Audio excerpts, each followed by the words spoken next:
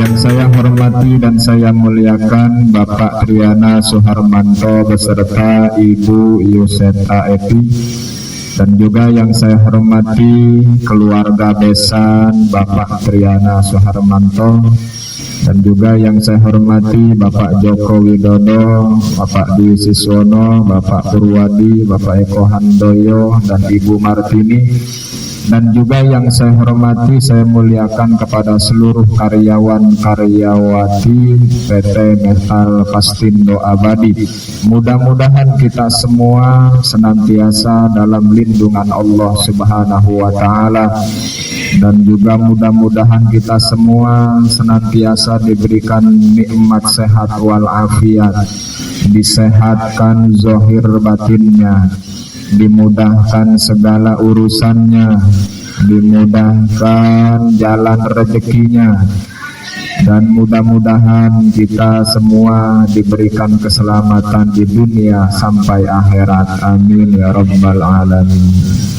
Para jamaah yang saya hormati, puji syukur kita panjatkan kehadirat Allah Subhanahu wa Ta'ala dengan mengucapkan alhamdulillahirabbil alamin, dan bersolawat kepada Nabi dengan membaca Allahumma sholli ala sayyidina Muhammad wa ala ali sayyidina Muhammad.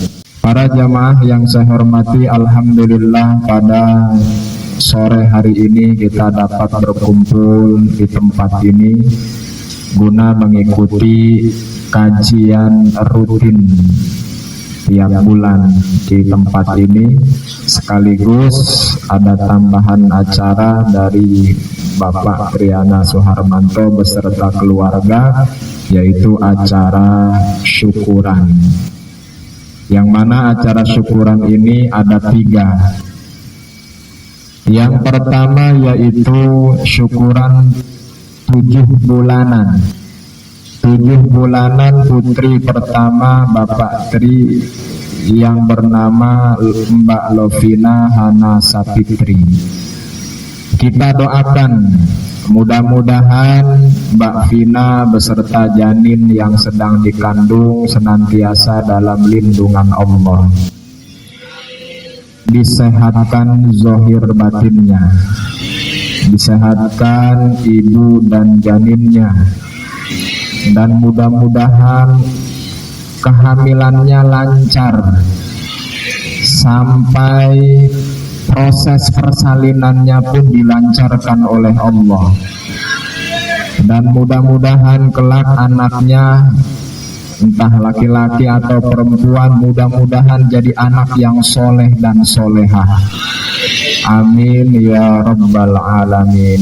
Bihadhihi niyah wa bisirril Fatihah. A'udzu billahi minasyaitonir rajim. Bismillahirrahmanirrahim. Alhamdulillahi rabbil alamin arrahmanir rahim maliki yaumiddin. Iyyaka na'budu wa iyyaka nasta'in. Ihdinas siratal mustaqim. Siratal ladzina an'amta 'alaihim ghairil maghdubi 'alaihim waladdallin. Amin. Dalam kehidupan rumah tangga, terlebih ketika pasutri baru pertama kali ingin mempunyai anak, maka harapan dari setiap pasutri tentu ingin ketika dari mulai hamil itu prosesnya dimudahkan oleh Allah, dan berharap nanti ingin punya anak, anaknya menjadi anak yang soleh dan solehah. Tiap orang tentu beda-beda. Ada yang pertama kali ngandung pengen anak pertamanya ada yang laki, ada juga yang pengennya anak pertama perempuan. Ada juga orang atau pasutri yang bebas lah, mau cowok mau cewek, yang penting normal, yang penting normal, dan yang penting jadi anak yang soleh dan solehah. Bener nggak? semua orang, khususnya umat muslim atau orang yang beriman kepada Allah, tentu pengen anaknya soleh dan soleha, walaupun ngerasa dirinya mah enggak soleh dan soleha. Bener nggak? Walaupun merasa dirinya sebenarnya nggak taat ibadah, tapi pengen anaknya mah jangan kayak dia. Banyak nggak yang kayak gitu? Banyak. Dan yang kita ambil pelajaran dari acara syukuran ini, orang kalau ingin anaknya soleh dan soleha, itu ada caranya yang diajarkan dalam Islam.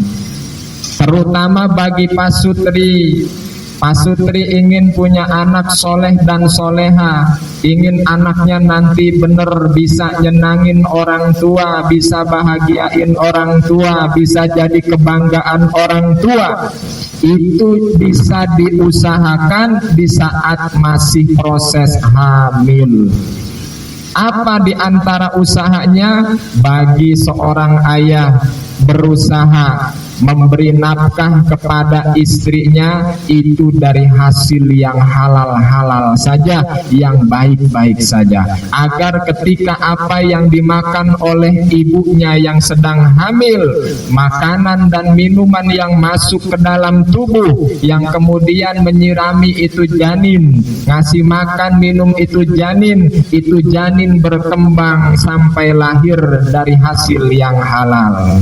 Mudah-mudahan kalau janin itu diberikan dari hasil yang halal, yang baik-baik saja, mudah-mudahan anaknya pun nanti jadi yang baik. Amin ya Rabbal. Itu dari situ mulai. Jadi ini bisa diambil pelajaran bagi yang belum punya anak. Jadi nanti begitu, kalau berharap ingin anaknya baik agamanya, baik duniawinya, dan sampai akhiratnya, dimulai dari situ. Usahakan yang masuk ke dalam istri, makanan dan minuman, itu dari hasil yang halal-halal saja. Selain dari makanan dan minuman, apalagi dari aktivitas pasutri itu sendiri. Ayahnya dan ibunya kalau muslim tentu punya aturan yang diberikan oleh Allah. Allah mewajibkan berbagai kewajiban, di antaranya sholat. Maka ini pasutri harus sama-sama ngerjain ibadah, semua ibadah yang wajib karuan dikerjain, juga sunnahnya amalin. Pasutri banyakin zikir, banyakin baca doa, banyakin baca Quran. Terlebih itu tadi yang dibaca sama yang baca Quran, surat Maryam dan surat Yusuf. Apa tujuannya? Itu ngalap barokah, mohon ke Allah mudah-mudahan dengan berkah baca Quran, khususnya surat Maryam dan Yusuf. Kalau laki-laki udah dibaca Yusuf, mudah-mudahan anaknya bagus zohir batinnya. Kan dikenalnya surat Yusuf biar anaknya ganteng kalau cowok. Pengen cuma ganteng fisik doang. Atau harapannya jangan ganteng fisik doang, bener gak? Atau iya ganteng fisik, zohir batin, akhlaknya ganteng, bener? Masuk ganteng doang fisik, akhlaknya bejat. Naudzubillah min dzalik. Jadi ganteng semuanya. Begitupun ketika dibaca surat Maryam, itu tujuannya mohon ke Allah. Kalau jadi anaknya itu yang keluar perempuan, jadi perempuan yang soleh, cantik zohirnya, cantik batin, cantik fisiknya, cantiknya. Mudah-mudahan Mbak Vina dikaruniai anak yang soleh dan soleha. Amin ya Rabbal Alamin. Itu tadi usahanya ya. Jadi dari hasil yang halal-halal, yang baik-baik saja. Dan pasutrinya juga nih, ya, ayah dan ibunya ibadah jangan ditinggalin, banyakin melakukan kebaikan, itu juga ngaruh. Ibadah, sholat, karuan itu mah wajib, dan banyakin melakukan kebaikan-kebaikan, terlebih kebaikan itu yang manfaatnya dapat dirasakan oleh orang lain. Tebar kebaikan, tebar manfaat. Mudah-mudahan dengan banyak melakukan kebaikan, mudah-mudahan itu nanti nular. Maksudnya anaknya pun banyak bergemar melakukan kebaikan. Sampai sini paham? Insya Allah. Lanjut yang kedua, ya, acara syukuran yang kedua yaitu syukuran putri kedua Bapak Triana, yaitu Travernita Janika Sapitri yang telah lulus kuliah. Alhamdulillah, kita doakan mudah-mudahan Mbak Nita, ya panggilannya Mbak Nita, ya, Mbak Nita mudah-mudahan dijadikan anak yang solehah, yang dapat menyenangkan, membahagiakan orang tuanya, dan mudah-mudahan terus ke depannya semakin sukses. Amin ya rabbal alamin. Bihadhihi niyah wa bisirril Fatihah. A'udzu billahi minasyaitonir rajim. Bismillahirrahmanirrahim. Alhamdulillahi rabbil alamin arrahmanir rahim maliki yaumiddin. Iyyaka na'budu wa iyyaka nasta'in. Ihdinas siratal mustaqim. Siratal ladzina an'amta 'alaihim ghairil maghdubi 'alaihim waladdallin. Amin. Yang kita ambil pelajaran dari acara syukuran yang kedua ini, lulusnya Mbak Nita, ini tentu menjadi kebahagiaan bagi kedua orang tuanya. Berarti bagi setiap anak hendaknya berusaha melakukan sesuatu yang membuat orang tua senang. Kalau saja urusan duniawi, yang seorang anak sukses dalam urusan duniawi, pendidikan, terlebih urusan pendidikan, itu membuat orang tuanya senang, lalu bagaimana kalau sukses dalam urusan akhirat nanti? Yang harus diambil pelajaran khususnya yang masih menjadi status anak, masih punya orang tua, semangatlah terus berkarir, semangatlah terus belajar, ya kerja lanjutkan kerja, tapi terus juga ibadah. Sukses duniawi itu penting, tapi jangan lupakan juga sukses akhirat. Maksud sukses akhirat bagaimana? Menjadi anak yang berusaha megang ibadah. Megang ibadah, berusaha mentaati aturan-aturan Allah. Allah perintahkan sholat, dia kerjakan sholat. Allah perintahkan wajib tolabul ilmi, menuntut ilmu, mencari ilmu, jalani, kerjakan, nyari ilmu, ngaji. Ngaji nggak harus di pondok. Bagi orang yang nggak bisa diam di pondok, ngaji masih bisa diikuti. Misalnya di masjid-masjid, di musola-musola, di majelis taklim, di madrasah-madrasah, bahkan di antara orang ada yang menyelenggarakan di rumah-rumahnya. Ikuti kajian, itu aturan Allah, perintah Allah. Bikin sukses akhirat itu diantaranya. Ikuti kajian Quran agar bisa anak itu baca Quran. Apa tujuannya? Agar kelak orang tuanya ketika sudah meninggal bisa mengirim hadiah kepada orang tua. Karena orang tua yang udah meninggal udah nggak butuh lagi transfer berupa rupiah ataupun dolar. Betul. M-banking udah nggak aktif, nggak bakal bisa. Uang orang udah masuk kubur. Tapi kalau dia punya harta berupa uang, dia sedekahkan, dia infakkan ke orang lain, diniatkan buat ahli kubur, baru nyampe. Tapi kalau sengaja dia secara jelas M-banking, norek kubur apa? Nggak ada, ya, nggak ada. Nah, karena itu yang kita ambil pelajaran tadi, sukses duniawi penting. Saya nggak ngomong nggak penting ya, bagus. Tapi juga kita ambil pelajaran, berusaha juga sukses untuk urusan akhirat. Karena kita di sini di dunia hanya sementara. Kita pikirkan juga urusan setelah kematian. Kita kalau udah mati nggak selesai begitu aja. Itulah kehidupan yang abadi. Masuk kubur itu jembatan pertama untuk menuju kehidupan abadi, entah itu masuknya surga atau neraka. Iman nggak Bu, Pak? Iman kan? Beriman, kita beriman itu, sudahkah kita mempersiapkan sesuatu yang untuk urusan setelah kematian? Kalau udah mati, apa nih? Udah disiapin belum ketika sekarang kita masih hidup? Itu tugas kita. Selain ya silahkan kerja, yang bisnis, tapi juga sisihkan waktu untuk mempersiapkan sesuatu untuk urusan setelah kematian. Itu orang yang cerdas.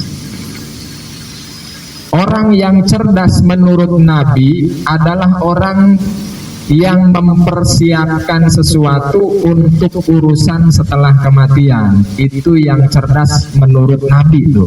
Sedangkan Nabi kita Muhammad makhluk yang sempurna. Nabi makhluk yang sempurna, menyatakan orang cerdas itu seperti itu. Al-isti'dad lima ba'dal mauti, bahasa Arabnya tuh, yang mempersiapkan amal baik untuk urusan setelah kematian. Untuk masuk kubur, itu yang ikut masuk kubur apa? Amal. Itu mau baik mau buruk masuk ikut. Ada istrinya saking cintanya ikut juga masuk kubur. Anaknya saking cintanya ke ayahnya ibunya, ketika meninggal ada anak ikut masuk kubur? Enggak ada.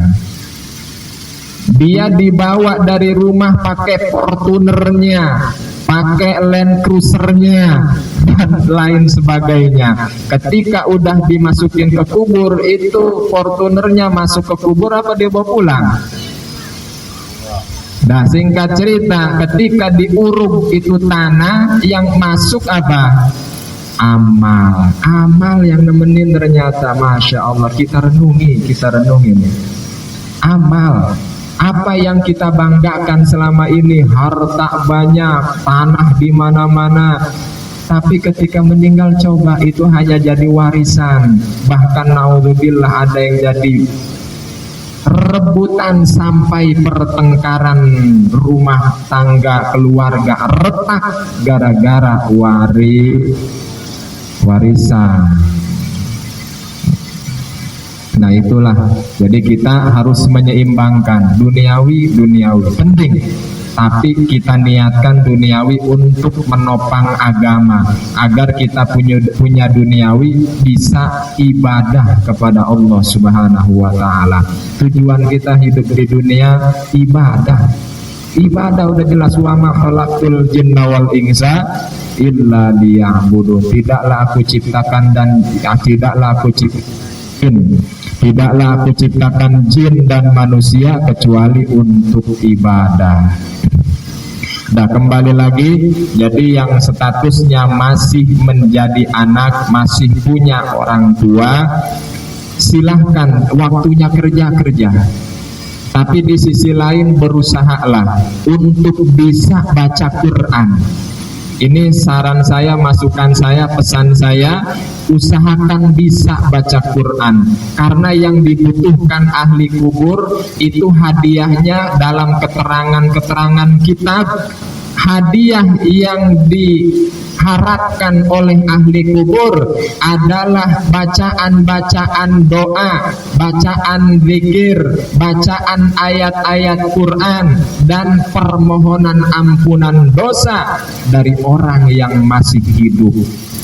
Itu yang dibutuhkan ahli kubur. Sekarang kita renungi, kalau ada ahli kubur, dia masih ada keluarganya, tapi keluarganya satu pun gak ada yang bisa zikir, gak ada yang bisa baca Quran. Gimana? Sedangkan yang ahli kubur ini terus menanti hadiah. Sama yang yang udah jadi ahli kubur nih butuh hadiah. Jadi belum terlambat ya, selama kita masih hidup, kalau kita memang tekad bulat pengen kita ngaji, belajarlah. Nggak harus di pondok pesantren. Nah, bagi karyawan nih, karyawati yang memang punya kesibukan kerja, bisa diatur waktunya. Kalau emang udah niat, saya pengen bisa baca Quran untuk bisa menghadiahkan kepada orang tua saya. Lewat mana kalau bukan lewat pondok? Bisa di masjid-masjid, atau juga datangi rumah kiai-kiai, ustad-ustad yang emang udah percaya sama dia, datangi, minta ajarin baca Quran. Kalau udah merasa udah gede, udah jadi bapak-bapak, belum merasa bisa, saya pengen dari Iqra, nggak usah malu. Banyak sekarang orang yang udah insaf taubat, tetap dia akhirnya dia mulai dari Iqra, saking pengen bisanya. Itu yang harus kita ambil pelajaran. Dalam sholat ada rukun-rukun sholat. Di antara rukun sholat wajib bener baca Fatihah. Rukun itu kewajiban. Rukun itu kalau diumpamakan bagian anggota tubuh kita, rukun itu adalah kepalanya, kepala kita. Sebagaimana orang gak bakal bisa hidup tanpa kepala, bener gak? Begitupun sholat, kalau gak ada Fatihah itu gak sah sholatnya. Jangan pun gak ada Fatihah dia baca tapi gak bener, belepotan bahasa kitanya, itu gak sah sholatnya. Nah makanya berarti orang kalau pengen bener Fatihah, dia harus belajar baca Quran.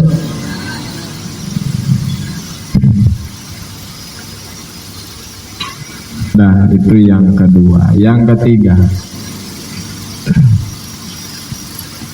syukuran yang ketiga yaitu syukuran punya kantor baru, buat CP baru.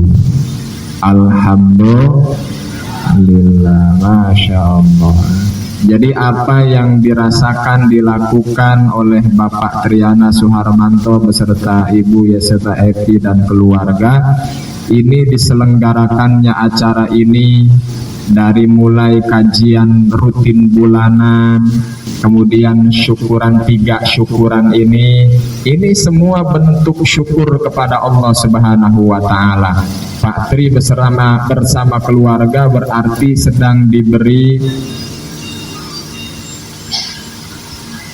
seperti biasa, itu alarm ngingetin udahan ya. Lanjut apa udahan dulu nih?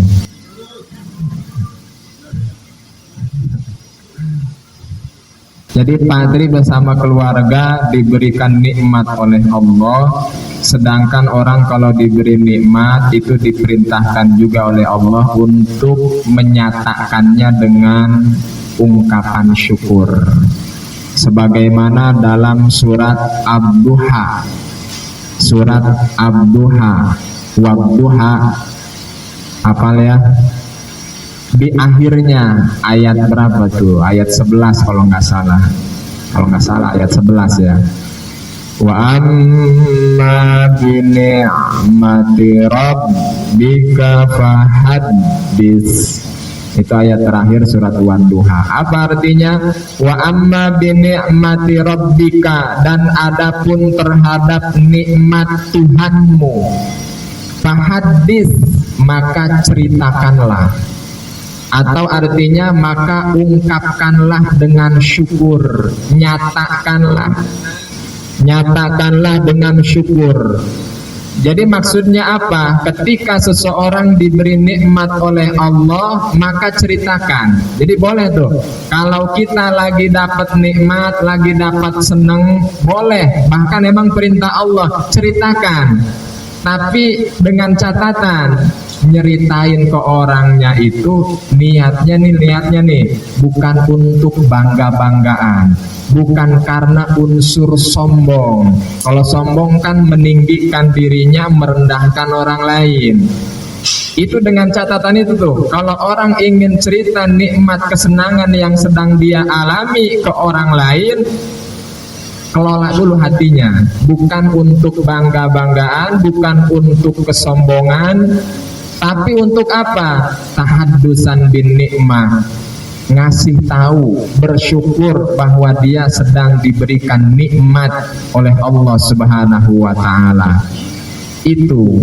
Jadi karena menceritakan nikmat, bersyukur kepada Allah sedang diberikan nikmat. Bisa nggak tuh ngelola hatinya tapinya? Kadang-kadang kan sulit. Ya ternyata terselip sedikit. Aing yo, gagah yo misalnya ya. Misalnya kan begitu. Hebat kan? Akhirnya apa di hatinya? Sombong. Nauzubillah. Nah makanya benar-benar bersihin dulu hatinya. Kadang-kadang kan nggak kerasa, akhirnya kadang-kadang nggak kerasa timbul sifat bangga, timbul sifat sombong. Sombong itu kan perbuatan siapa? Yang pertama kali dikerjakan oleh iblis. Jadi orang kalau sikapnya suka bersikap sombong, dia ngikutin iblis. Iblis emang sombongnya bagaimana?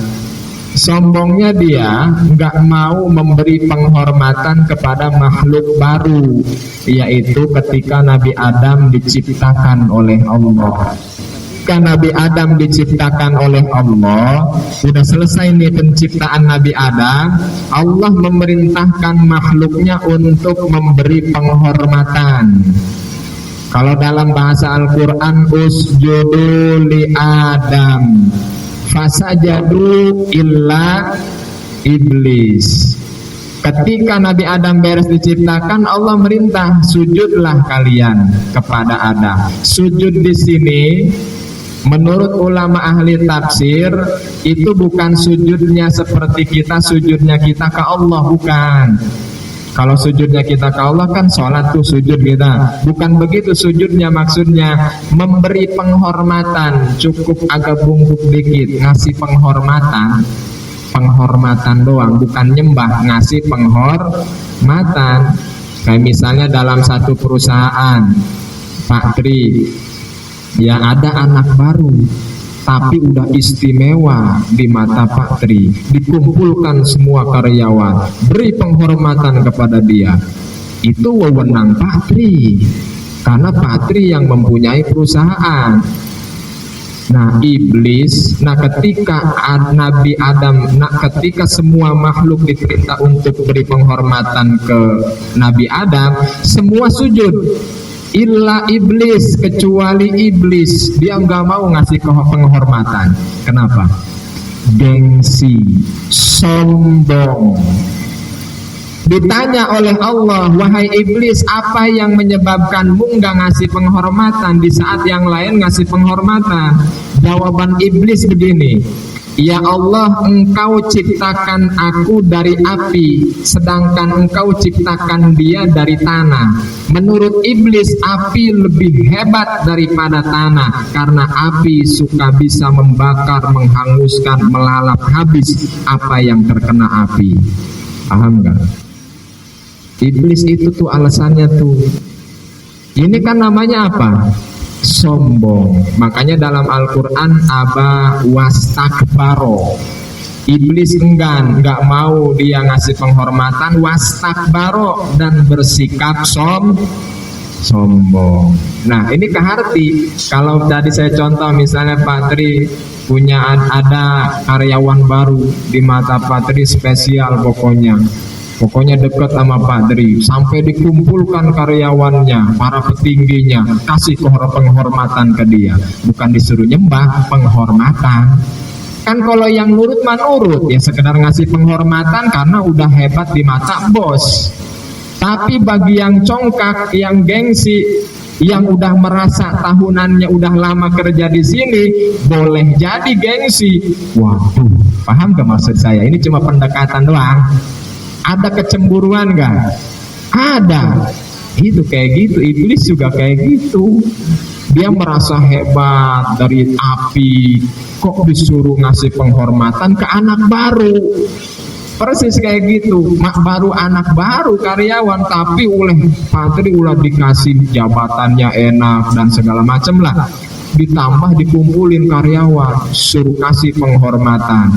Berat itu, terutama bagi yang udah lama kerjanya dan lain sebagainya. Ini cuma pendekatan doang biar ke hati gitu. Kan gimana bos? Ya saya yang punya wewenang, terserah saya, kan begitu. Atau begitupun Allah. Kan gitu ya.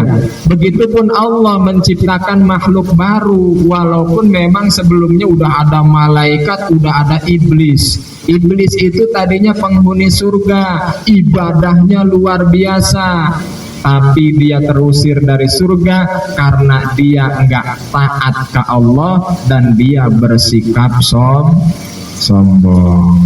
Kembali lagi, jadi syukuran sepek baru punya kantor baru, alhamdulillah. Berarti mudah-mudahan dengan bertambahnya kantor baru ini, mudah-mudahan juga semakin berkah. Mudah-mudahan PT Metal Pastindo kedepannya semakin sukses, pabriknya berkah, yang kerjanya karyawan-karyawatinya mudah-mudahan juga sama, semakin berkah. Semangat amat aminnya ini. Ini amin semangat lapar apa nih? Apa semangat pulang? Tendes.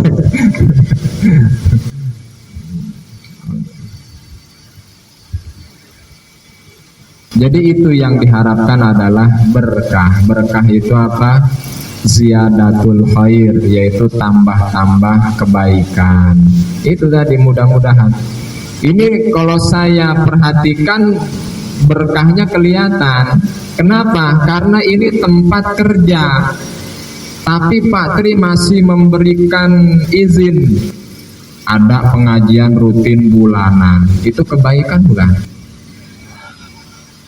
Lagi kerja begini, sebagian karyawan disuruh berhenti, wajib ikut ngaji. Saya baca itunya di status, wajib suruh ngaji. Ini kan kalau nggak ada izin dari Patri nggak bakal bisa jalan. Ini menunjukkan berarti tambah-tambah kebaikan. Makanya mudah-mudahan terus semakin berkah ke depannya. Amin ya rabbal alamin. Para jamaah yang saya hormati, itu saja yang dapat saya sampaikan. Mudah-mudahan bermanfaat. Mudah-mudahan apa yang tadi sudah disampaikan, dipaparkan dari 3 syukuran tadi, mudah-mudahan diijabah oleh Allah Subhanahu wa taala. Amin ya rabbal alamin. Mari kita tutup dengan doa.